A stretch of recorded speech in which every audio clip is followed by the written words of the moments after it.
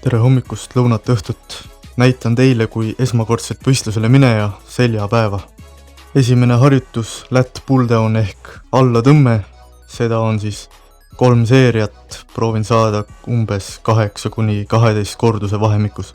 Teine harjutus T-bar row ehk tõhkangiga tõmme, samuti 3 seeriat, proovin saada ikkagi 8–12 kordust. Kolmas harjutus on siis low row ehk madalalt tõmme. Minu jõusaalis selleks vastavat masinat ei ole, seega olen asendanud selle kaabli variatsiooniga, kus siis hoian ise ennast sellise 45-kraadise nurga all.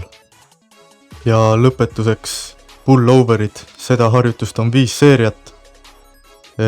Pärast 3 harjutust on selg suhteliselt läbi, nii et siin teen kergema raskusega, üritan tunnetada lihast ja saada maksimaalse venituse korduse lõpus.